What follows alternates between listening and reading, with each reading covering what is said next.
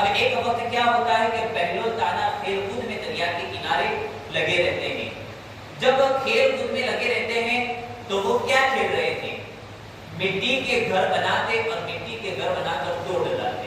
جس طریقے سے بچے ہمارے جب کھیل کود میں جب کسی دریا کے کنارے کسی نہر کے کنارے جب جاتے ہیں تو کیا ہوتا ہے کہ مٹی کے کھلونے بناتے ہیں اور اسی مٹی کے کھلونے میں کھیلتے کودتے رہتے ہیں. اسی طریقے سے بہلول دانا اس نہر دجلہ کے قریب مٹی کے گھر بنا رہے تھے. ملکہ زبیدہ کا اس راستے سے گزر ہوا. جب ملکہ زبیدہ نے دیکھا کہ اس وقت وہاں پر بہلول دانا بیٹھے ہوئے ہیں اور اپنے کھیل کود میں ہیں, ملکہ زبیدہ نے پوچھا کہ اے بہلول دانا یہاں پر کیا کر رہے ہو, کیا بنا رہے ہو؟ اب بہلول دانا کہتے ہیں کہ اے ملکہ زبیدہ میں جنت میں گھر بنا رہا ہوں. سبحان اللہ, میں جنت میں گھر بنا رہا ہوں, جنتی مکان بنا رہا ہوں. ملکہ زبیدہ نے پوچھا کیا تم اس مکان کو بیچتے ہو؟ جب بہلول دانا سے پوچھا کہ اس مکان کو بیچتے ہو تو بہلول دانا کہتے ہیں ہاں بیچتا ہوں لیکن اس کی قیمت لگے گی. اب پاگل ہوتا ہے وہ اپنے انداز میں جواب دیتے ہیں, حالانکہ وہ پاگل نہیں تھا لیکن دنیا اس کو پاگل پن کی نظر سے دیکھتی تھی. اب لوگوں کی نظریہ الگ ہوتا ہے, ہر کسی کا نظریہ ایک نہیں ہوتا ہے, جو جیسا دیکھتا ہے اس کو ایسا ہی وہ ملتا ہے. اب ملکہ زبیدہ نے جب سوال کیا کہ میں یہاں پر اس مکان کو خریدنا چاہتی ہوں تو بہلول دانا کہتے ہیں کہ اس کی قیمت لگے گی, یہ میں آپ کو مفت میں نہیں دوں گا. اب ملکہ زبیدہ نے کہا کہ کتنی قیمت لگے گی, کتنے میں یہ مکان آپ بیچتے ہو؟ تو وہ بہلول دانا کہتے ہیں کہ 10 درہم میں, 10 درہم میں 10 روپے میں آپ کو یہ مکان بنا کر دے دوں گا. اب حالانکہ وہ ہارون رشید کی بیوی ملکہ زبیدہ تھی, ملکہ تھی, اور ملکاؤں کے لیے بادشاہوں کے لیے 10 درہم 10 روپے کے سکے کچھ بھی معنی نہیں رکھتے. ملکہ زبیدہ نے اپنی جیب سے غلام کو کہا کہ لاؤ 10 درہم نکالے اور اس بہلول دانا کو دے دیے. بہلول دانا نے 10 درہم کو دیکھا, الٹا سیدھا کر کے دیکھا اور اس کو نہر دجلہ کے کنارے نہر دجلہ میں پھینک دیا اور ایک مکان تیار کر کے اس مکان کے گرد دائرہ کر کے کہہ دیا کہ یہ مکان تمہارا ہے اور مکان کو توڑ دیا. سبحان اللہ. اب وہ ملکہ زبیدہ گزر گئی, پیچھے سے ہارون رشید دیکھ رہا تھا کہ یہاں پر بہلول دانا کچھ کر رہا ہے.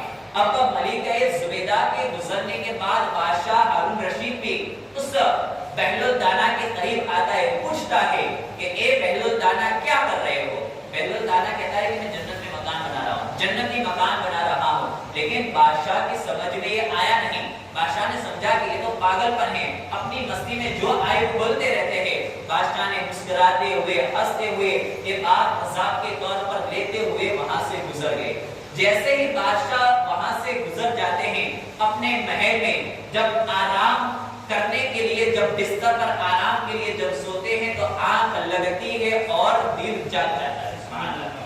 اب آنکھ لگ جاتی ہے اور دل جاگ جاتا ہے. دل کیسے جاگتا ہے کہ جیسے ہی آنکھ لگتی ہے خواب میں کیا دیکھا کہ ایک تو خوبصورت مکان ہے اور اتنا بڑا محل ہے کہ بادشاہ ہارون رشید نے اس جیسا محل دنیا میں دیکھا ہی نہیں تھا.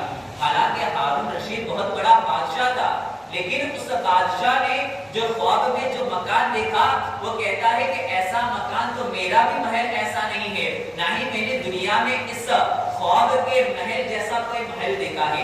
اب وہ جب بادشاہ ہارون رشید خواب میں اس مکان کو, اس بڑے محل کو دیکھتا ہے تو محل کے قریب ہونے کے لیے وہ جاتا ہے.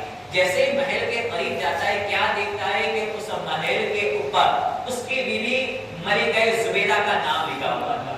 جب اس محل کے اوپر ملکہ زبیدہ کا نام دیکھتا ہے اب وہ ہارون رشید سمجھتا ہے کہ یہ تو میرا ہی مکان ہے, یہ تو میری بیوی کا ہی مکان ہے.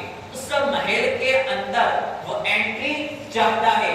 جیسے ہی اس محل کے اندر وہ داخل ہونا چاہتا ہے اس دروازے پر محافظ کھڑے ہو جاتے, اسے روک دیتے ہیں, پوچھتے ہیں کہ کیا کرنے آئے ہو؟ وہ کہتا ہے یہ تو میری بیوی ملکہ زبیدہ کا مکان ہے, میں اس کے اندر محل کو دیکھنے کے لیے آیا ہوں. اب وہ محافظ کہتے ہیں کہ اے بادشاہ دنیا کے معاملے اور ہے اور یہ جنت کے معاملے اور ہے. دنیا میں اگرچہ ملکہ زبیدہ آپ کی بیوی ہے, اگرچہ وہ آپ کی بیوی ہے, لیکن آپ اس دنیا میں, یہ دنیا کے معاملے نہیں ہے, آخرت کے معاملے ہے. دنیا میں آپ اپنی بیوی کے कमरे में बगैर इजाजत तो जा सकते हो, लेकिन आखिरत का मामला अलग है, जन्नत का मामला अलग है। आप जन्नत के दरवाजों में, जन्नती महल में भी आप मालिक की इजाजत के बगैर दाखिल नहीं हो सकते हो। जैसे ही ये कहते हैं वो मुहाफिज के आप इजाजत के बगैर इस महल में नहीं जा सकते हो, अब उनकी आंख, वो बादशाह की आंख खुल जाती है। बादशाह टेंशन में आ जाता है कि मलिका जुबैदा ने, मेरी बीवी ने ऐसा कौन सा काम किया होगा कि उसका महल इतना बड़ा जन्नत में हुआ है, उसने महल में इतना बड़ा महल जन्नत में कैसे कायम कर रखा है। अब वो बादशाह अपनी बीवी को बेदार करता है कि ए मेरी बीवी मलिका जुबैदा, तुमने आज ऐसा कौन सा नेक अमल किया है कि मैंने तुम्हारा जन्नत में इतना बड़ा महल देखा है। मलिका जुबैदा कहती है कि मैंने तो कुछ भी नहीं किया है, बस जो रोजाना जिक्र अस्कार करती हूँ वही जिक्र अस्कार किया है।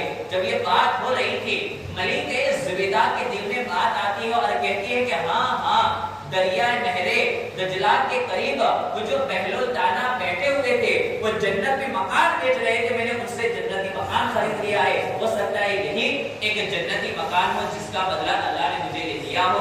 अब बादशाह अपने सर को पछाड़ता है और कहता है कि ए मलिका जुबैदा, वो क्या कहते हैं, मलिका जुबैदा वो बहलोल दाना मुझे भी जन्नत में मकान दे रहा था, लेकिन मैंने उसकी बात को पागलपन समझा और मैंने वहां से गुजर गया वापस को। अब बादशाह क्या सोचता है कि मैं जानबूझकर बहलोल दाना के पास जाऊं, हो सकता है कि आज भी वो नहरे दजला के करीब मकान बना रहा होगा, मैं उसके पास जाकर जन्नती मकान खरीद लेता।